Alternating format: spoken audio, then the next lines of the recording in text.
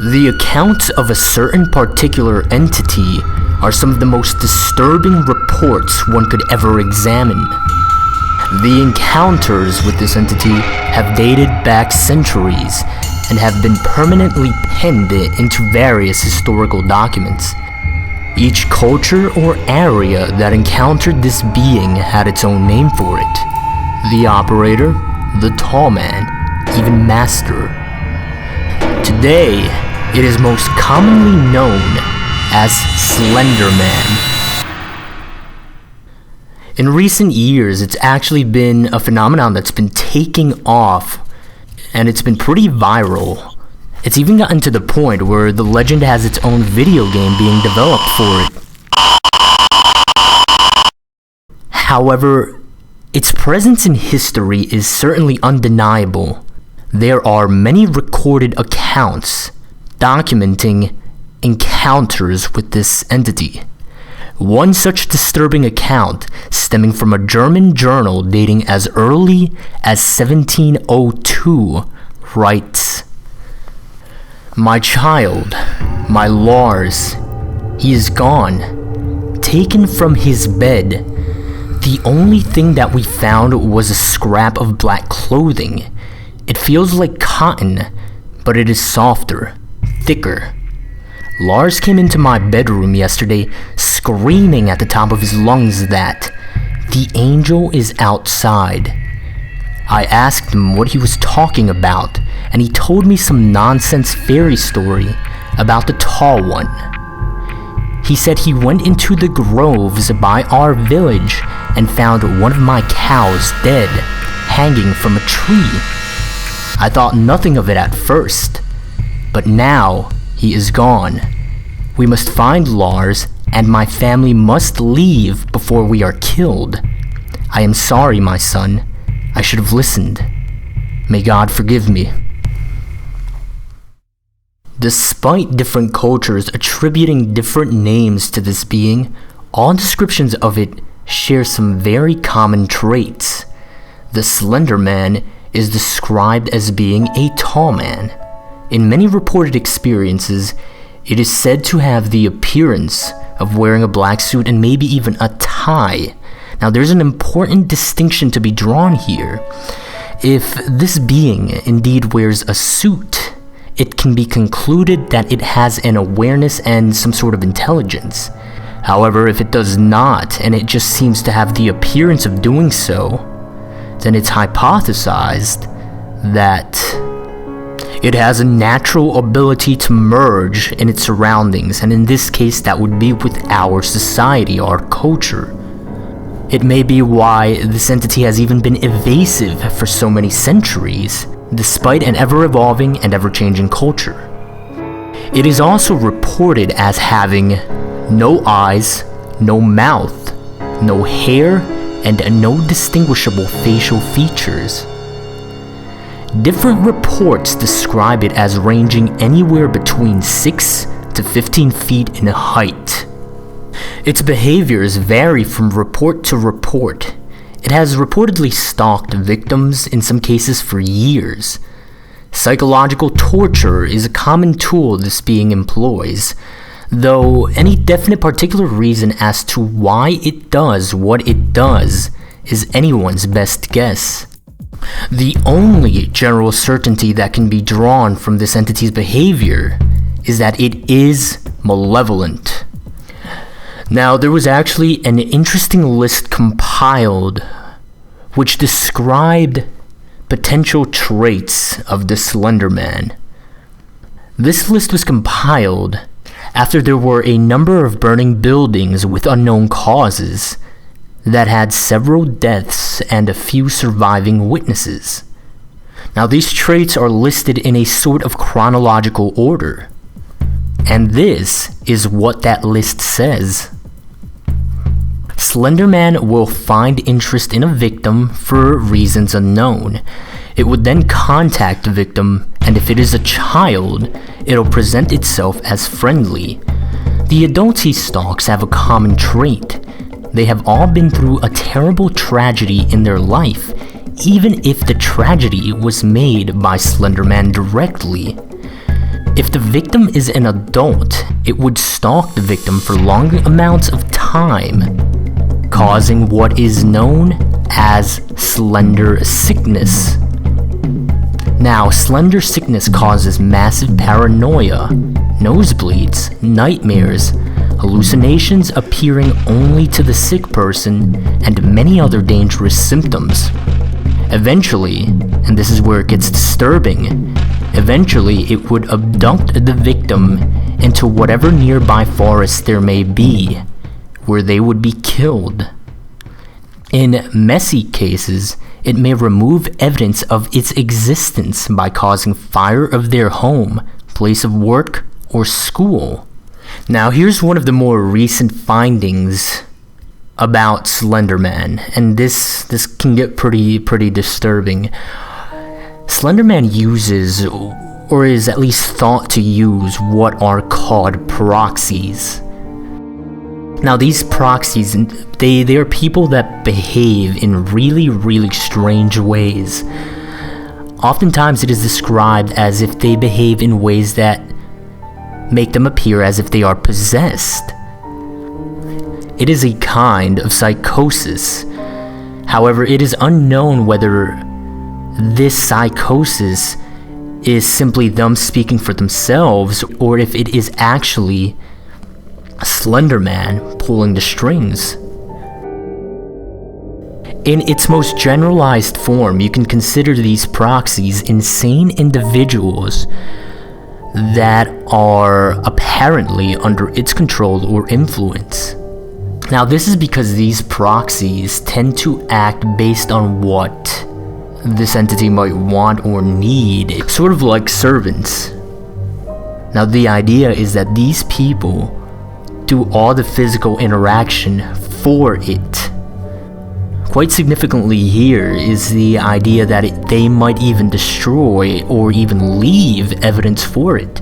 They may even serve as sort of a communication medium, which is really disturbing considering the potential forms of media that they can communicate through.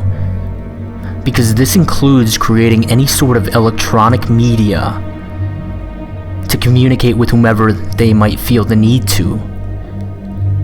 So it might be possible that there are videos or files out there with communication from it. This idea, it kind of brings you as close as possible to this, as directly as possible as you can get. One final point, you cannot choose to be a proxy. There are reports or accounts in which people have tried where they've wanted to, but it doesn't work that way. In short, it chooses you, you do not choose it. And that, I think, is probably one of the scariest aspects of this entire thing. Apparently there are organizations tracking it, however not much is known about this as one would suspect. In fact, it's even to the point where one of the organizations is literally just called the organization. It's been given aliases such as Optic Nerve, the Unknown Organization, the Bureau, and even the Anti-S-Walker Unit. But all in all, it's just an unnamed organization. One report states that there was an interview with a detective. This detective did not state where he worked from, he only stated that they were based in Washington in the United States.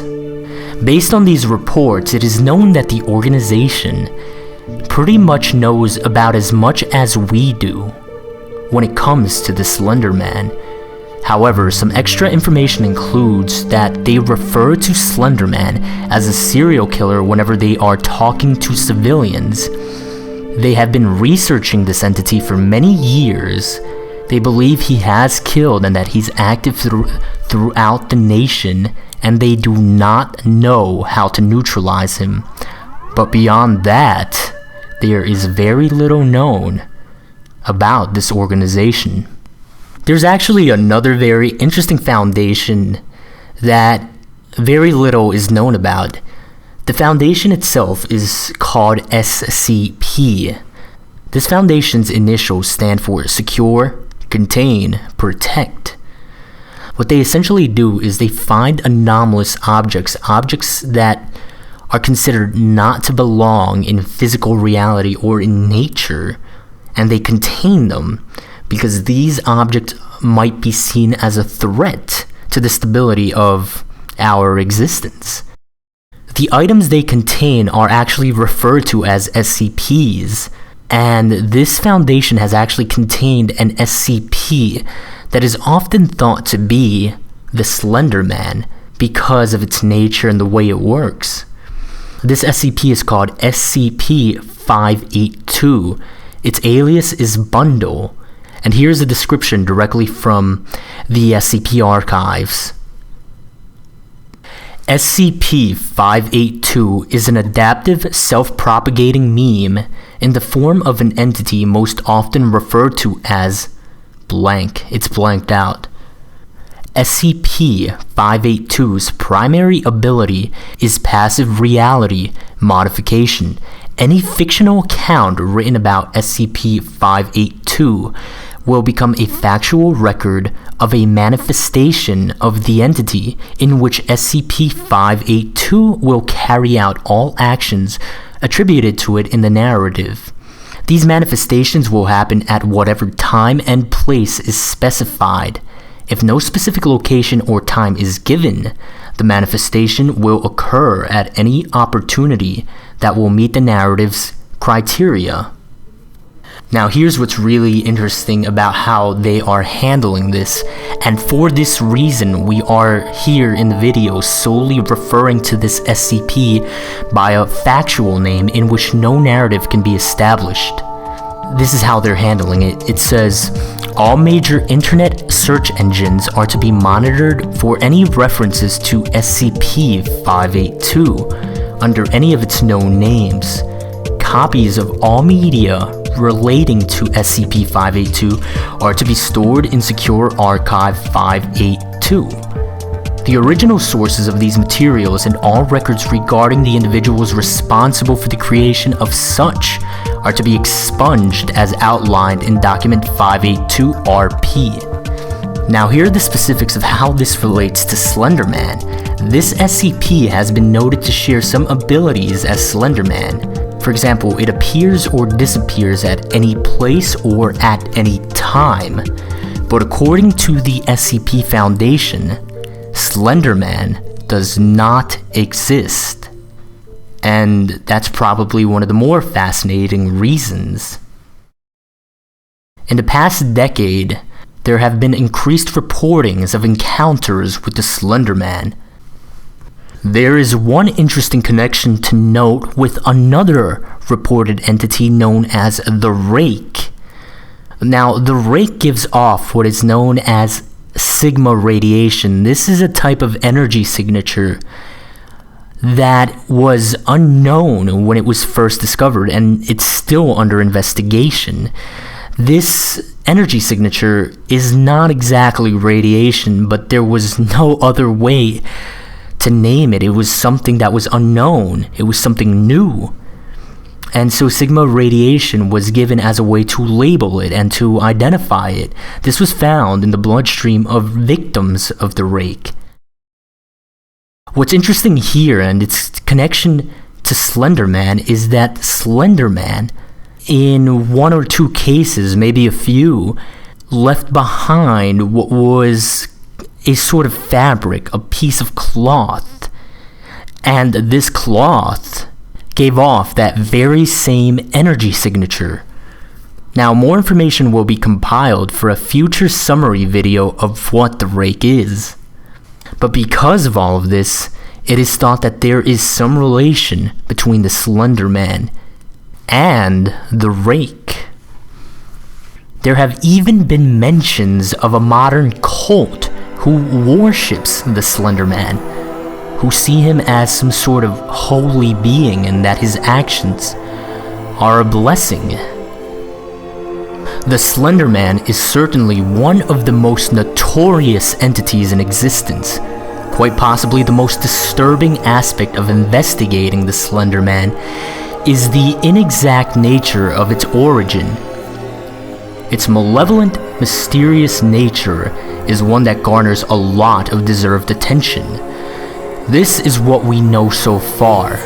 There is still much to learn.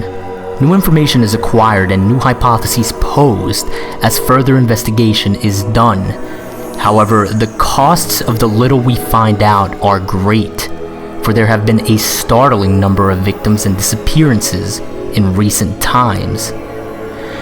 Yet all information is valuable, for if we do not know or understand how this entity operates, its motives, its purpose, how could we ever hope to escape it should we be misfortunate enough to encounter the Slender Man for ourselves?